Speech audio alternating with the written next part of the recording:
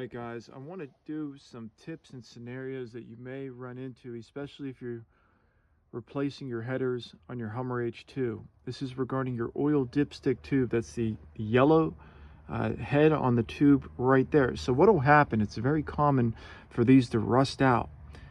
Could be a potential oil leak you're dealing with coming from that tube at the base going into the oil pan. This was actually the most annoying part of working on the vehicle. Probably took me 10 hours to get this because of installing the headers, uninstalling the headers, torquing everything down.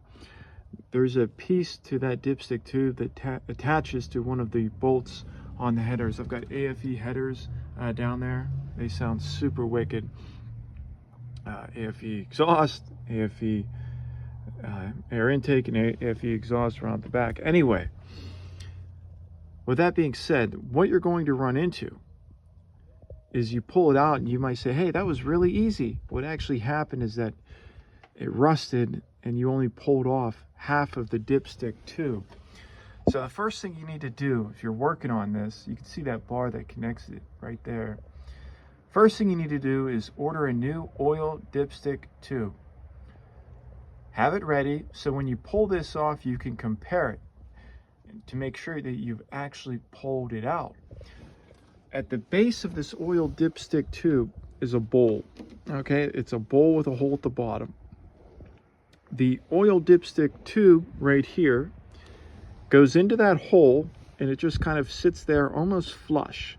It's very hard to tell if you've never done it before, and that's what threw me in a loop. I installed everything and I went to put in the new oil dipstick and it wouldn't fit. The head at the bottom wouldn't fit into the hole. So what happened is that my old oil dipstick had snapped off perfectly flush in that bowl with the hole at the bottom. And that's where I ran into a massive issue. What you have to do in this scenario, you have to take off this plastic shroud. It sucks. There's bolts up top. It actually wraps all the way around up here. This is one whole piece and it comes over here. You have to take this part off. It's really, really annoying. And you have to get a big flathead. I recommend getting one that's about 2 feet long, you know, pretty decently sized head, about that.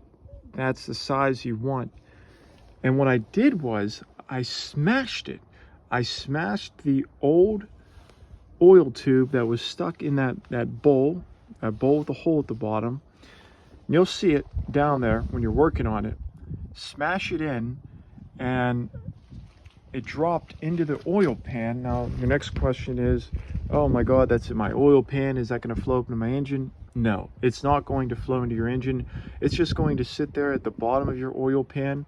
When I was trying to get this out, I dropped screws in there, bits. I tried using reverse bits to just try to, get it to come out. Wouldn't work. So if you do run into this issue, smash the head in. Again, get like the one that I talk about. It's Big Bertha, somewhere in my garage. It's like literally, it's almost 2.5 feet long. It's great. And then you use a hammer and you can position yourself that, the end of it, you can see in there.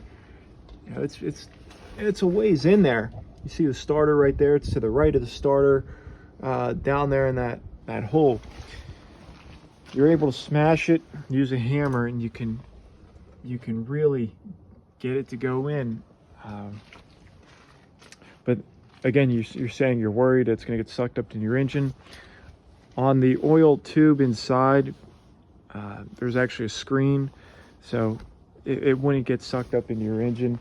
Don't worry about it. If you have to smash it in, you'll be good. Trust me on this one.